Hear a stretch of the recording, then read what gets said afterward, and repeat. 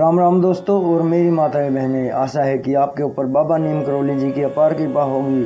आपके घर परिवार में सभी कुशल मंगल होंगे, यही मेरी प्रार्थना, यही मेरी अर्जी है मेरे महाप्रभु बाबा नीम करौली जी से। सबके ऊपर कृपा दृष्टि बनाए रखे मेरे बाबा। जय बाबा नीम करौली महाराज जी, जय हनुमान जी, जय श्री राम। दोस्तों और मेरी माताएं बहनें, आज मैं आपको श्रीमद् वाल्मीकि रामायण अरण्य कांड का 63वां सर्ग सुनाऊंगा। इस पाठ का भी नाम है श्री राम का विलाप। सीता जी की याद कर करके और श्री राम जी विलाप करते हैं। पूरा सुने मेरे भाइयों, मेरी बहनों, आप सभी के सब संकट दूर होंगे। सभी देवी देवता साक्षी हैं पाठ के। जय राम जी की। अपनी प्रिया सीता से रहित होकर राजकुमार श्री राम शोक और मोह से पीड़ित होने लगे। वे स्वयं तो पीड़ित थे ही, अपने भाई लक्ष्मण को भी विषाद में डालते हुए पुनः तीव्र शोक में मग्न हो गए। लक्ष्मण शोक के अधीन हो रहे थे, उनसे महान शोक में डूबे हुए श्री राम दुख के साथ रोते हुए गर्म उच्छ्वास लेकर अपने ऊपर पड़े हुए संकट के अनुरूप वचन बोले। लक्ष्मण, मालूम होता है मेरे जैसा पाप कर्म करने वाला मनुष्य इस पृथ्वी पर दूसरा कोई नहीं है, क्योंकि एक के बाद एक दूसरा शोक मेरे हृदय और मन को भी दीन करता हुआ लगातार मुझ पर आता जा रहा है। निश्चय ही पूर्व जन्म में मैंने अपनी इच्छा के अनुसार बारंबार बहुत से पाप कर्म किए हैं। उन्हीं में से कुछ कर्मों का यह परिणाम आज मैं भुगत रहा हूँ, जिससे मैं एक दुख से दूसरे दुख में पड़ता जा रहा हूँ। पहले तो मैं राज्य से वंचित हुआ, फिर मेरा स्वजनों से वियोग हुआ, तत्पश्चात पिताजी का परलोकवास हुआ, फिर माता से भी मुझे बिछुड़ जाना पड़ा। लक्ष्मण, ये सारी बातें जब मुझे याद आती हैं तब मेरे शोक का वेग बढ़ जाता है। लक्ष्मण, वन में आकर क्लेश का अनुभव करके भी यह सारा दुख सीता के समीप रहने से मेरे शरीर में ही शांत हो जाता था, परंतु सीता के वियोग से वह फिर उद्दीप्त हो उठा है, जैसे सूखे काट का संयोग पाकर आग सहसा प्रज्वलित हो उठती है। हाय, मेरी श्रेष्ठ स्वभाव वाली भीरू पत्नी को अवश्य ही राक्षस ने आकाश मार्ग से हर लिया। उस समय सुमधुर स्वर में विलाप करने वाली सीता भय के मारे बारंबार विकृत स्वर में क्रंदन करने लगी होगी। मेरी प्रिया के वे दोनों गोल गोल स्तन, जो सदा लाल चंदन से चर्चित होने योग्य थे, निश्चय ही रक्त की कीच में सन गए होंगे। हाय, इतने पर भी मेरे शरीर का पतन नहीं होता। राक्षस के वश में पड़ी हुई मेरी प्रिया का वह मुख, जो स्निग्ध एवं सुस्पष्ट मधुर वार्तालाप करने वाला था तथा काले काले घुंघराले केशों से भार से सुशोभित था, वैसे ही श्रीहीन हो गया होगा, जैसे राहु के मुख में पड़ा हुआ चंद्रमा शोभा नहीं पाता है। हाय, उस व्रत का पालन करने वाली मेरी प्रियतमा कंठ हर समय हार से सुशोभित होने योग्य था, किंतु रक्त भोजी राक्षसों ने शून्य वन में अवश्य ही उसे फाड़कर उसका रक्त पिया होगा।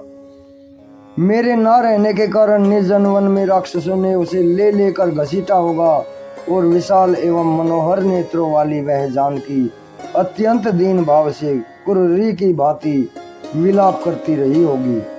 लक्ष्मण, यही वह शिलातल है जिस पर उदार स्वभाव वाली सीता पहले एक दिन मेरे साथ बैठी हुई थी। उसकी मुस्कान कितनी मनोहर है। वह उस समय उसने हंस हंस कर तुमसे भी बहुत सी बातें कही थी। सरिताओं में श्रेष्ठ यह गोदावरी मेरी प्रियतमा को सदा ही प्रिय रही है। सोचता हूँ शायद वह इसी के तट पर गई हो, किंतु अकेली तो वह कभी नहीं जाती थी। उसका मुख और विशाल नेत्र पर फुल्ल कमलों के समान सुंदर है। संभव है वह कमल पुष्प लाने के लिए ही गोदावरी तट पर गई हो, परंतु यह भी ठीक नहीं है, क्योंकि वह मुझे साथ लिए बिना कभी कमलों के पास नहीं जाती थी। हो सकता है कि वह इन पुष्पित वृक्ष समूहों से युक्त और नाना प्रकार के पक्षियों से सेवित वन में भ्रमण करने के लिए गई हो, परंतु यह भी ठीक नहीं लगता, क्योंकि वह तो अकेली वन में जाने से बहुत डरती थी। सूर्यदेव, संसार में किसने क्या किया और क्या नहीं किया, इसे तुम सब जानते हो। लोगों के सत्य असत्य, पुण्य और पाप कर्मों के तुम ही साक्षी हो। मेरी प्रिया सीता कहाँ गई अथवा उसे किसने हर लिया, यह सब मुझे बताओ, क्योंकि मैं उसके शोक से पीड़ित हूँ। वायुदेव, समस्त विश्व में ऐसी कोई बात नहीं जो तुम्हें सदा ज्ञात न रहती हो। मेरी कुल पालिका सीता कहाँ है, यह बता दो। वह मर गई है या हर ली गई अथवा मार्ग में ही है। इस प्रकार शोक के अधीन होकर जब श्री रामचंद्र जी संज्ञा शून्य होकर विलाप करने लगे, तब उनकी ऐसी अवस्था देखकर न्यायोचित मार्ग पर स्थित रहने वाले उदारचित सुमित्रा कुमार लक्ष्मण ने उनसे यह समायोचित बात कही। आर्य, आप शोक छोड़कर धैर्य धारण करें, सीता की खोज के लिए मन में उत्साह रखें, क्योंकि उत्साही मनुष्य जगत में अत्यंत दुष्कर कार्य आ पड़ने पर भी कभी दुखी नहीं होता है। बढ़े हुए पुरुषार्थ वाले सुमित्रा कुमार लक्ष्मण जब इस प्रकार की बातें कर रहे थे, उस समय रघुनाथ जी श्री राम ने आर्त होकर उनके कथन औचित्य पर कोई ध्यान नहीं दिया। उन्होंने धैर्य छोड़ दिया और वे पुनः महान दुख में पड़ गए। इस प्रकार श्री वाल्मीकि निर्मित आस रामायण आदि काव्य के अरण्य कांड में 63वां सर्ग पूर्ण हुआ। जय श्री राम, जय हनुमान जी की जय, बाबा नीम करोली महाराज जी की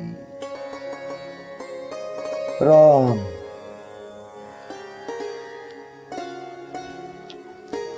दोस्तों और मेरी माताजी बहनी, ये आज 63वां सर्ग पूर्ण हुआ है। कल मैं आपको 64वां सर्ग सुनाऊंगा।